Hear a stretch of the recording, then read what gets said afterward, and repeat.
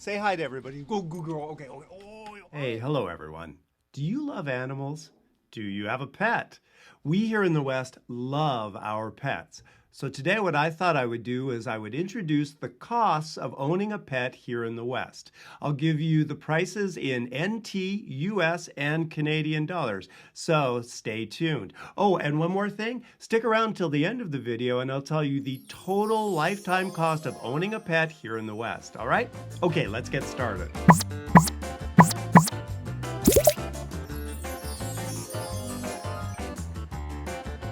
Okay, first things first. I know some of you might be thinking, hey, what about cats? Cats are pets too. Well, here's the thing about cats. I'm allergic to cats. And when I say allergic, I hate them. So today we're only going to worry about dogs, okay? But I should say that cats are popular pets. In fact, in Canada, cats outnumber dogs as family pets. There are over 8 million pet cats in Canada, and there's only about 7.7 million pet dogs. However, in America, dogs are more popular than cats. There are about 77 million pet dogs in the United States, compared to only about 58 million pet cats. So dogs are more popular in the US. Okay, so since we're talking about dogs today, I want to start you out with everyone's favorite thing, puppies. Number one, want a puppy? You'll have to have deep pockets. Puppies are pretty much the best things in the world. If you'd like to get a puppy from a breeder in America, be prepared to pay for it. The average cost for a puppy in America is between $1,000 and $3,000. In Canada, the prices are a little bit higher. You can pay around $2,000 on average for a puppy in Canada, and the prices can go quite a bit higher depending on where you live. Now, these prices include the shots that puppies require to stay healthy, and we'll go into the prices for that a little bit later. You can also get an animal from an animal shelter, what we call a rescue over here.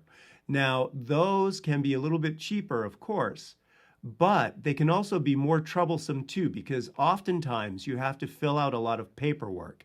You'll have to give them information on how big your house is, how many people are in your family, even how many times you plan on taking the dog out for a walk. So depending on where you are, it can be very, very time consuming and difficult to get a puppy from a shelter. One place you don't want to get your puppy from is a pet store.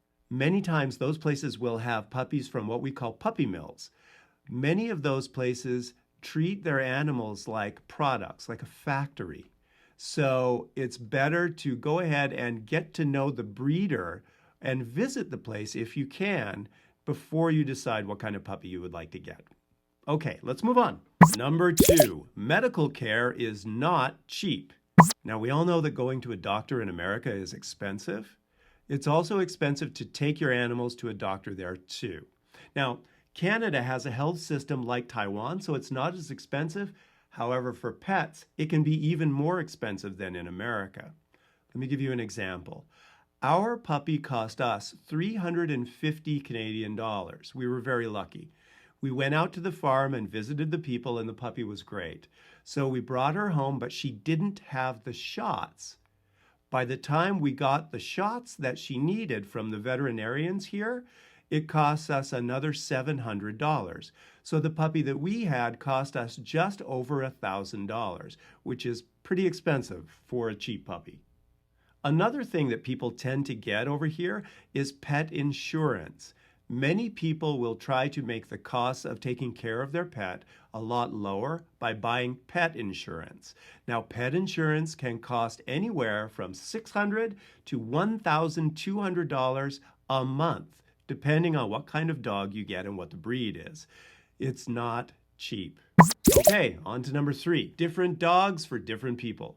There are hundreds of different types of dogs out there. Make sure that you choose a dog that matches your activity level and your lifestyle.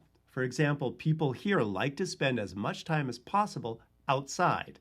We tend to get larger and more active dogs. Those are quite popular. In fact, when you adopt a dog, some places will check again with you to make sure that you will be able to give the dog the kind of care and exercise that it needs. If they feel like your lifestyle doesn't quite match what this dog requires, They will tell you no, and they won't give you the dog. So you have to be very, very careful and think about what kind of dog you will get before you pick it up. There are even places online where you can go, answer a few questions, and they will match you with the particular type of breed that best suits your lifestyle. So people take that into consideration before they get dogs here too. Okay, here's an example for you. Poodles. Poodles have become very, very popular over here because their hair is curly and they don't shed. They don't drop as much hair around the house as other types of dogs. So people mix those poodles with other kinds of dogs. Let me go ahead and show you an example of one of these that I met just yesterday. Okay, we're showing our friends back in Taiwan how big the dogs are here and how poodles are the sort of the popular breed. They would really, really like this. There you go. Okay, there you go. That was a Bernese mixed with a poodle, or a Bernedoodle, I think they call them here. Okay, one other thing. Did you notice how well behaved that dog was and how good it was on its leash? That brings us to our next point. Send your dogs to school. If you want your dog to run free and to be able to play with other dogs, well, then you'll have to take them to a dog park. We'll get into the laws next, but dogs that want to be off the leash have to go to certain places, and there are dozens of them in cities all across North America. However, they do have to be well behaved, and they have to get along well with other dogs. Many people here will send their dogs to obedience classes, or training classes, they also call them. The total cost of putting a dog through one series of classes in the US, it can be between $500 and $700, and it can go up to about $800 in Canada. Now, you don't necessarily have to send your dog to obedience classes. However, if you do want them to interact with your neighbors and other dogs and behave well, it's considered pretty much necessary over here. So it is one cost that you'll have to consider. All right, let's move on then. Since we've talked about rules, let's go to part 5. Number 5, laws. The rules for dogs can be quite different from city to city. However, they all have the same thing. In almost every city in North America, your dog must be kept on a leash. It can be very, very expensive if your dog is found to not be on a leash. There are almost no stray dogs here. So if someone sees a dog all by itself, they will often call the city and have someone pick it up and take it to a shelter. Or they might even take the dog into their houses themselves, make posters, and put them up and hope to try to find the dog's owner. Now, how much does it cost if you get caught having your dog without a leash in the city? Be prepared to pay. If you get caught without a leash on your dog, you can expect to pay between $100 and $250 in fines in Canada and in America. People are quite strict about that one. Okay, here's another one. If your dog poops and you don't clean it up, you can be fined between $100 and $300 in Canada. It can go all the way up to $500 in some cities in America. So be sure to clean up after your dog. Now, luckily, they do make that easy for you. For example, in the area where I live, you can see these. These are small plastic bags that are provided free by the city. You can take one of these, use it to pick up your dog's poop, and there are garbage cans all over where you can throw it away quite easily.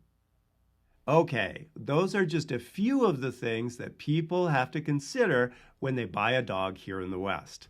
Now, as I said at the beginning of the video, people really love their dogs here, and they spend quite a bit of money doing it.